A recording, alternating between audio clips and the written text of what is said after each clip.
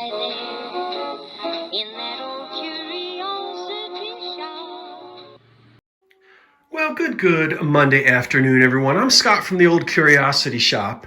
Welcome to the dining room table. Now, in case you didn't know, but you should know, right? Because nothing's changed. The fourth Monday of every month is the Unbreakables live sale. Now, it's going to happen tonight at 8 o'clock. That's right. So, while you're stirring the figgy pudding at that stove, turn us on, watch us. You don't have to buy anything, just come and watch. But it is a sale. We do hope somebody will buy something, but you don't have to.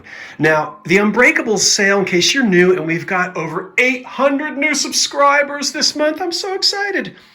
I can't wait to introduce Patrick, the trusty huckster, to you tonight if you don't know him and if you are new. He's in Chicago, outside of Chicago. It's called the Unbreakables sale because basically we're selling things, well, I guess what I should say, we're not selling glass or pottery. Now, I guess almost anything is breakable if it's mistreated, yeah.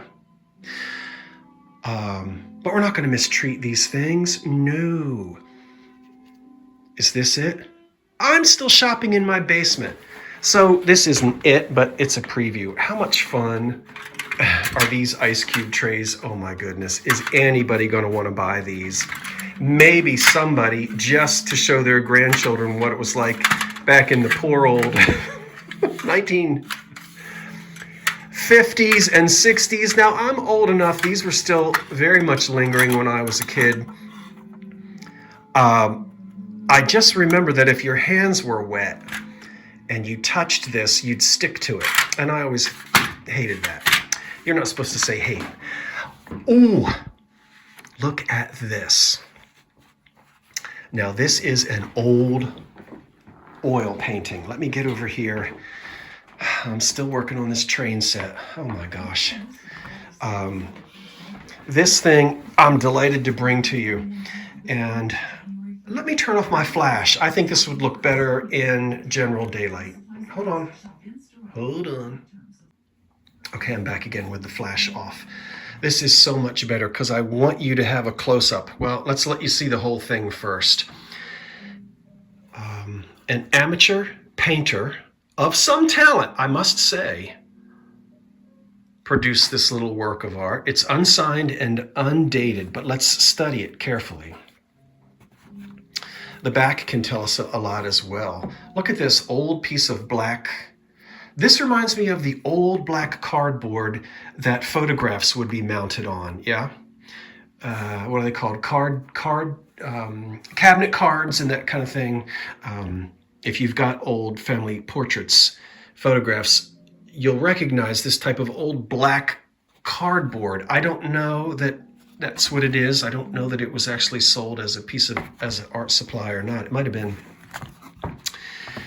But let's take a look. First of all, it's dirty.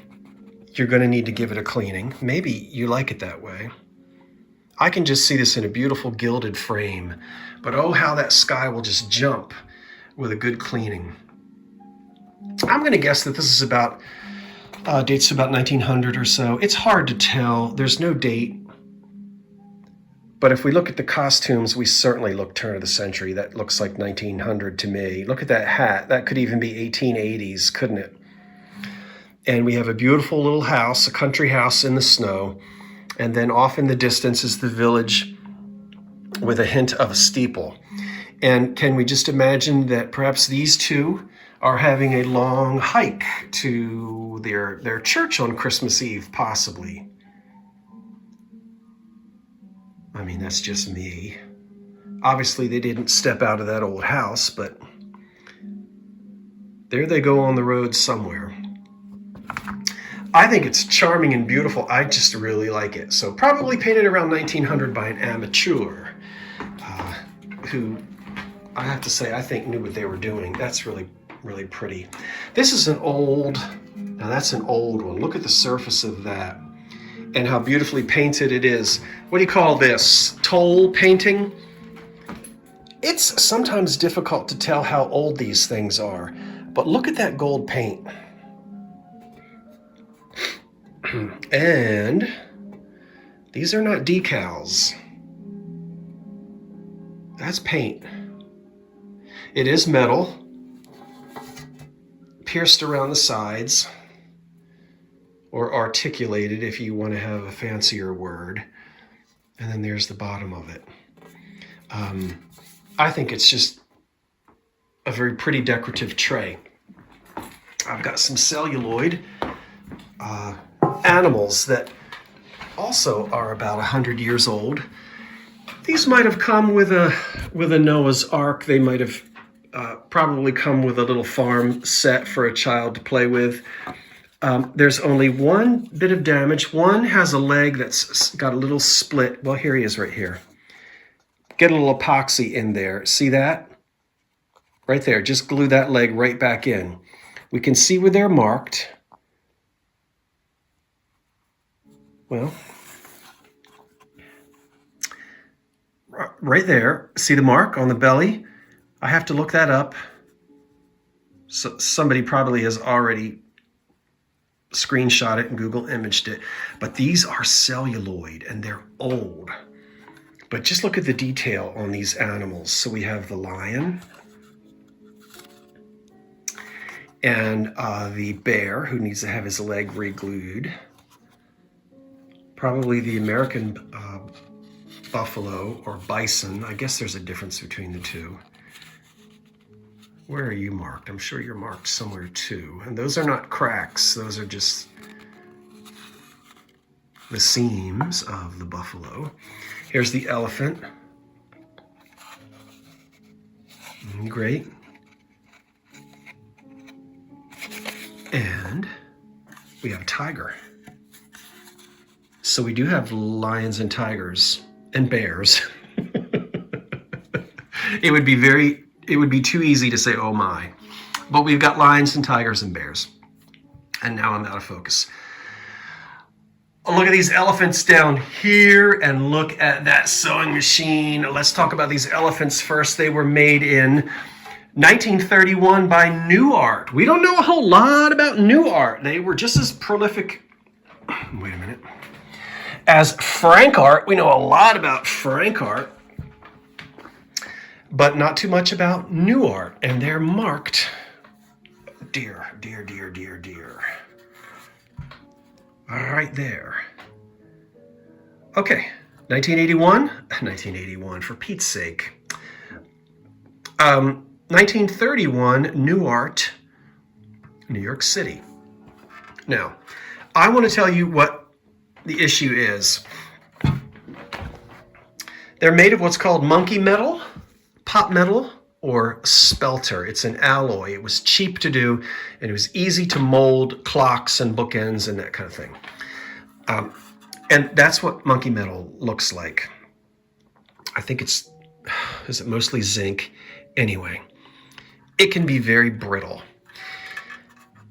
This was poured in a mold, and on the inside we can see, let's take a look at the outside. So anyway, that's what the metal looks like. Well, where does this brown come from? Is that brass or bronze? No, that's just a patina that's applied in the factory to make it look like it is more expensive than it is. Now this one over here, we can see we don't have any issues at all. His tusks aren't broken. His nose is not broken. He's wonderful. And I've got the base for this one. I think it's out in the kitchen. That's the old green base. I took the base off of this one because I want to show you so that you'll be clear. Now, if we look close to this one, we see that awful silver, I say awful, but we see the silver color underneath and in certain spots. That's what happens when the patina chips away from it. Now, what happened to this guy is he was either dropped or banged. Nothing broke off of him. He did, however, at one leg, and I believe it's this leg right here, this one back leg has just begun to separate. See that little crack under there? Okay, what would I do? When I'm pushing on it, I can almost close it in. I would turn him upside down to where that foot is, right there where you saw that crack put some epoxy under there. Go to the hardware store. You'll spend $8. I don't know, maybe $12. And you can just put a little epoxy underneath. It's going to hold that tightly for the next 100 years. And then if you want to go and get yourself some craft paint, experiment, go out to your craft store. This is not solder here. Oops, get back in the, right. That's not solder where somebody tried to reconnect it. That's just where the old patina has chipped off. This foot hasn't come off. The only foot that has is that one right there, back there in that corner. Considering how fragile, that you knock these over and you're going to lose trunks or husks. Boy, I was thrilled to find both of these guys in that condition, in what would be sort of an Art Deco kind of a style. So that's wonderful. Now the last thing I've got is a Wilcox and Gibbs sewing machine. It'll be expensive. We'll just have to see. I never know who's coming to the auctions. We've got a lot of new folk, and you sometimes have people that are interested in certain. There we go. No wonder that was okay. Let me back up. You sometimes have folks interested in, I don't know, baseball cards, coins. I don't sell either one of those. But this old sewing machine here, Wilcox and Gibbs, the funny thing to me is you can see, if you're conversant with antique sewing machines, when you look at this, you can see where they just simply took this model, mounted it on an iron base, and literally attached the motor to, I would call this like a flywheel here. They had to reconfigure this a little bit. There's no belt, and this little, they had to machine this so that it would work properly, but this has got to be one of the earliest electric types. Now, I cut the cord because the cord was in horrible condition and I did not want anybody to plug it in. It is seized, and I mean, seized. You're buying a piece of art. You're buying a to be restored. You're buying a doorstop. Yeah. You're not buying a working, functioning sewing machine. But we can take a look. It's beautiful. It's all right. This is the way they used to paint the decoration years ago in those old days. And it appears to all be there. These originally came in a wooden box. There was a foot pedal. There were other little pieces that went with it. You'll pay about $250 if you can find everything. But even in this condition, which is found as is, attic fresh, they sell for $200, $250. I'm not going to start my bidding out anywhere near that. But if you're interested in this or something like it, you might be able to get a deal tonight and not have to pay quite as much as you would on eBay auction. But it dates, the earliest patent date is 1880 something, and the latest patent date on it is 1894. The very last patent date is August of 1894. And I even love this piece here is missing on a lot of them. I think I can pull that off. This is what holds the thread. Even look at that old Clark's thread. And this is just tension. This just, sits in there. And I've seen a lot of these missing. Anyway, so there it is. I think I've told you about everything. So we'll have that. I'm probably going to start off, we'll just see if anyone is interested at $150, and if not, then we'll throw it on eBay, put it in the eBay store. I love this. All right, I have to continue shopping for whatever else I'm going to sell tonight. There's going to be some magazines, maybe some linens. Patrick and I usually sell between 10 to 12 items each. Join me on this channel at 8 o'clock tonight. That's right. Patrick will be joining me here as well. And it'll be fun. We'll see you at 8, okay? I hope you'll be there. Until then, I'm Scott. Oh, what else am I going to tell you? If you want to know what Patrick is selling, go look up Trusty, not Crusty. Look up Trusty Huckster Mercantile. That's Patrick's channel. I believe he put out a little video showing you what he is selling tonight. So you'll have an idea before you come to the show. Or don't look at either one of us and just be surprised when you get there. That would be fun too. Okay, back to work. See you tonight. Until then, I'm Scott, Old Curiosity Shop, blah, blah, blah. Wait for the cat. So long for now.